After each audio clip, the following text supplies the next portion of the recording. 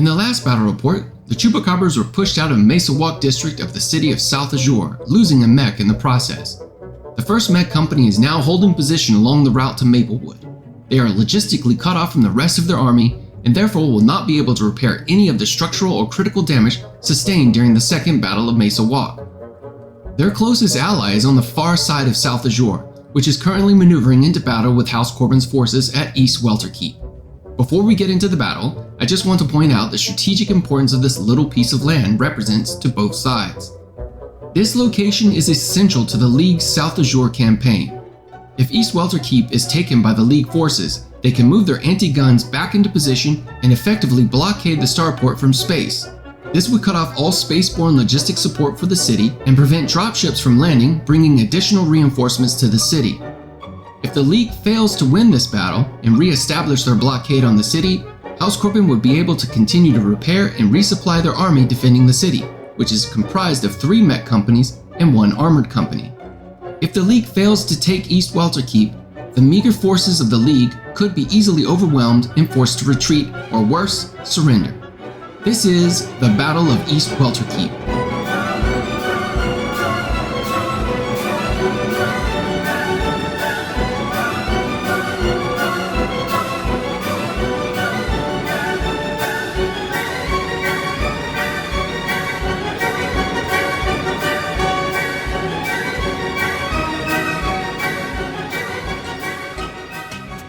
Welcome to East Welterkeep. This region is where the Sentinel Peaks and the Azure Grasslands meet, forming a terrain of impressive gentle hill formations with sparse vegetation. It is also not well developed and populated region of the planet, but it holds strategic significance due to being a great location for anti-air guns to blockade the starport of South Azure. All the residential and commercial buildings in this region have a construction factor of 1. The attackers are the League forces, with a joint operation between the Chupacabra's 7th Light Cavalry and Alyina Mercantile League's 1st Binary. The Chupacabra's Light Cavalry lance has a Mad Cat, a Fenris, and 2 Phoenix Hawks, known as Big Red and Little Blue. This lance has seen quite a few engagements, and therefore the mech warriors have improved their skills. The Fenris is now a regular, and the 2 Phoenix Hawks are now veterans. Side note here from my fellow game masters. When a player gets a veteran mech warrior, I give them a short bio on the mech warrior with a name and an image of the pilot. When a mech warrior has a name and a face, the player sometimes grows attached to the mech warrior and feels a tad bit more worried for that mech when they send them off into battle, giving a little bit more immersion for that player. The first binary is comprised of 2 battle stars. The first battle star has a Hunchback 2 Charlie, a Marauder 2 Charlie, a Stone Rhino, a Supernova, and a Warhammer 2 Charlie. The second battle star has a Huntsman Prime, an Ebon Jaguar Prime, a Crossbow Prime, a Kingfisher Prime, and a Turkina Prime. East Welterkeep region is being defended by House Corbin's 3rd Mech Company, Charlie Company. The Mech Company is supported by the 2nd Armored Company of the Coalition Guard. The 3rd Mech Company is comprised of 3 battle lances. The 7th Battle Lance is a light battle lance which has 2 Wasps, a Trebuchet, and a Bushwhacker. The 8th Lance is a heavy battle lance, which has a Warhammer, an Archer, and 2 Atlases, or is it Atlasai? Moving on. The 9th Lance is medium battle lance, which has 2 Riflemen, a Loki, and a Vulture. This lance has seen some action in this war, and the mech warriors are now all promoted to regular skill. The 2nd Armored Company has 2 lances, 1 lance of commissary tanks, and 1 lance of LRM carriers. Now here are some interesting factoids, trivia if I may, about this battle.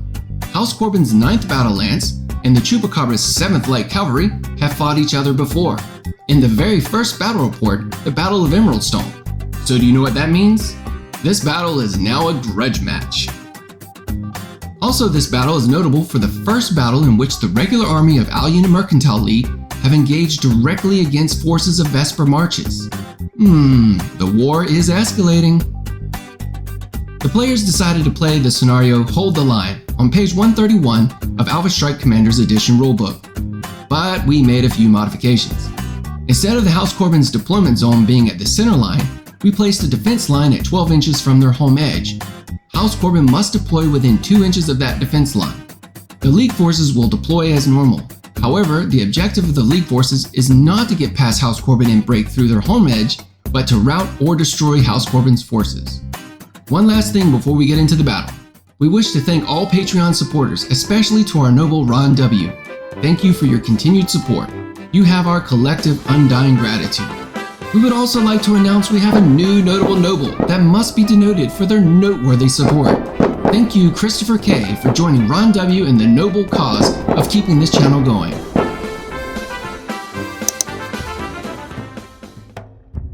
House Corbin has deployed his forces along the defense line, which follows the crest of that hill. His 2nd Armored Detachment holds the road and his right flank. His heavy and medium battle lances holds the center, and the light battle lance, which is tucked into that nice quaint dale, is holding the left flank. House Corbin's forces have a commanding view of the battlefield, and they are waiting for the League forces to arrive. House Corbin won the initiative. The League forces will move and shoot first for turn 1. The Chupacabras lead the attack with the 7th Light Cavalry, maneuvering on the House Corbin's left flank, taking cover behind that hill. For proportional movement, House Corbin needs to activate 2 lances. He first selects his heavy battle lance, which shuffles his mechs around in the same position in order to keep their TMM up. House Corbin then pulls his lance of light commissary tanks behind the hill to hold in reserve, to either plug a hole in the defense or to rush down the road to exploit any League weakness. The League players then activate their first battle star of the first binary to take position behind that hill. The League players was double checking to make sure her lance was more than 42 inches from House Corbin's defense line. This makes a good segue. After the Battle of East, the players decided to start using the optional rule of extreme range. For those not familiar with this optional rule, it allows units to attack at ranges that exceed 42 inches, but the long range damage is decreased by 1, and the target number modifier for extreme range is +6. House Corbin was next up and activated his light battle lance. Since the lance didn't have the best long or extreme range shooting, he decided to pull them back into reserve as well. Then for proportional movement, House Corbin activated his 9th battle lance, and they also shifted around in their positions in order to increase their TMM. The League then activates their last unit, the 2nd Battle Star, which tucks itself into cover just to the right of the Chupacabra's 7th Light Cavalry. House Corbin activates their last unit, the Lance of the LRM Carriers, which stands still in order to improve their shooting. So on to the shooting phase. League forces will shoot first. All the League forces, with the exception of the Fenris and the Hunchback, which lack long-range weapons, shoots at extreme range at the Rifleman and House Corbin's 9th Medium Battle Lance. The 7th Light Cav, since they are all veterans, have a target number of 11, with the 2 Battle Stars having a target number of 12. They all miss, and the Battle Stars were not willing to use any of their lucky points to re-roll their missed extreme range shots. House Corbin returns fire, but only the 9th Medium Lance and the LRM Carriers have a chance to hit, since the rest of House Corbin's forces' target number exceeded 12, which are automatic misses. However, with a target number of 12, both the 9th Medium Battle Lance and the LRM Carriers missed the Marauder 2C. For turn 2, the League forces won initiative. House Corbin will need to move and shoot first. However, House Corbin only needs to activate 1 unit, since he has 5 units compared to the League's 3 units. Therefore, there's no need for proportional movement. House Corbin activates their LRM Carriers, and again, they stand still. The Chupacabra's 7th Light Cavalry also stood still. At this point, the players start to refer to the center of the map as No Man's Land, or Death Valley, and the Killing Fields. It's obvious that neither player wants to expose their units by advancing into the center. They both decide to settle in their current positions and just have a shootout at extreme range. House Corbin, now requiring proportional movement, activates his medium battle lance and does its little shuffle dance again. Since his enemy seems to be standing still, House Corbin's heavy battle lance also stood still, so there might be a chance to hit one of the League's mechs. Actually, this became the trend. Every unit remaining on both sides all stood still, lowering their TMM to 0, but all decreasing their target numbers for the shooting phase. For the shooting phase, House Corbin shoots first. The LRM Carriers and the Heavy Battle Lance all targeted the League's Marauder 2 Charlie. With all the units standing still, cover from the hill, and extreme range, the target number was an 11. Even with using lucky points, only the Warhammer was able to hit at extreme range, dealing 1 damage to the Marauder's armor. The Medium Battle Lance took aim at their arch nemesis, the Chupacabra's 7th Light Cavalry's Mad Cat, or Timberwolf if you're talking with one of the League players. The mech warriors of the 9th Medium Battle Lance are now regulars, but they did not stand still, but the Mad Cat did.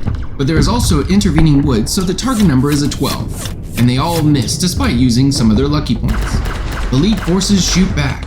The second battle star shoots at the rifleman on the left, and the Chupacabra 7th Light Cav shoots at the rifleman on the right. The target number was 10 for the 7th Light Cavalry and 11 for the battle star, and they all miss. The first battle star then fires at the archer, the target number is 11, and they too all miss.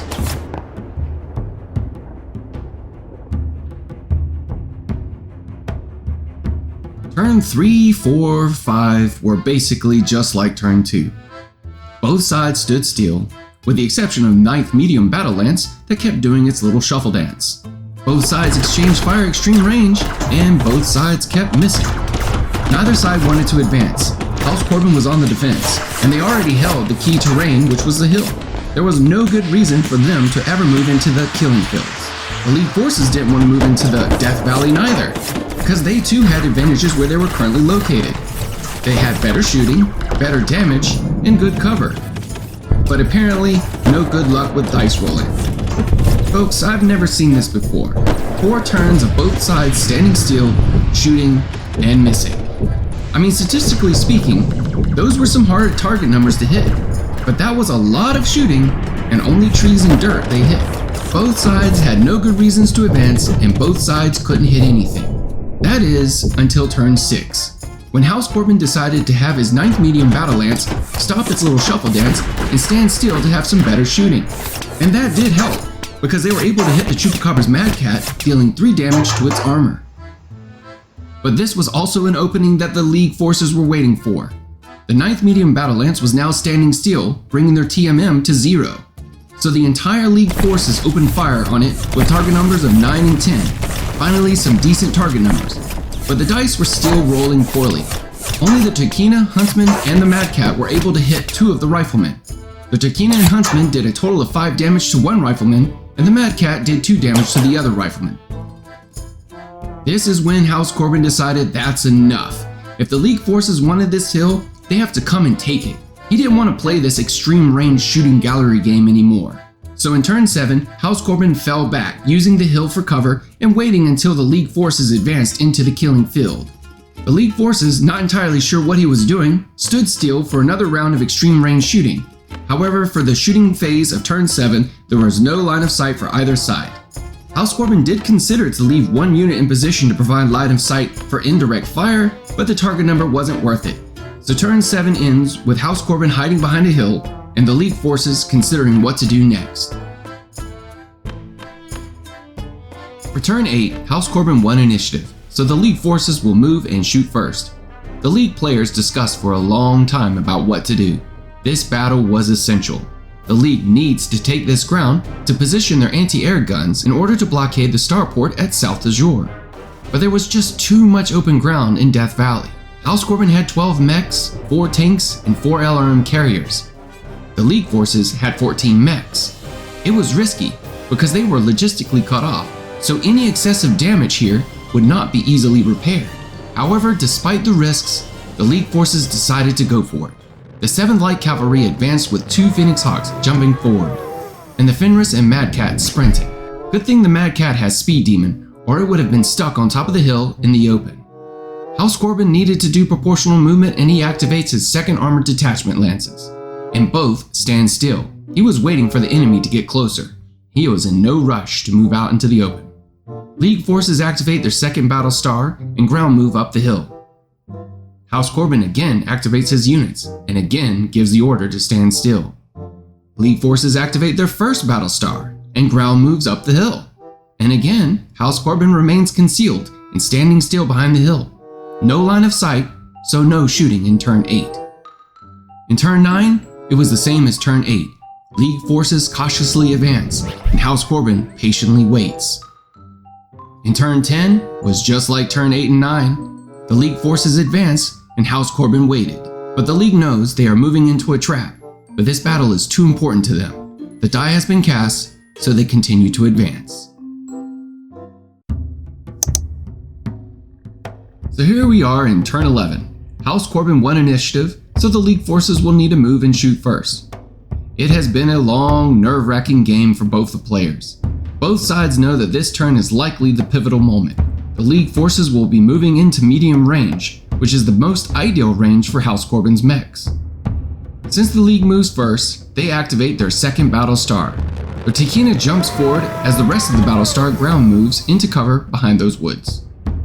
House Corbin's wait is finally over. He activates his second armor detachment and those two lances advance. The tanks move down the road to put pressure on the advancing mechs, and the LRMs climb up the hill so they can start barraging the League forces with missiles. Next up, the League forces activate their 7th Light Cavalry. Big Red and the Fenris shift to the right flank. The Mad Cat and Little Blue move into Big Red's previous position. Back to House Corbin. House Corbin advances his light battle lance back into the dale, looking to engage the League forces at medium range. His heavy battle lance climbs back to the top of the hill, using the commercial buildings as cover. The League activates the last unit, the first battle star. The Stone Rhino, Hunchback, and Supernova jump forward while the Marauder and Warhammer stand still. House Corbin ground moves his last unit, the 9th Medium Battle Lance, on top of the hill. All the players were very nervous about the upcoming shooting phase. It's now or never. League forces will shoot first. The League forces called out their priority targets, the enemy's Archer, Loki, and Vulture. The first battle star, the Mad Cat and Little Blue, all take aim at the Archer.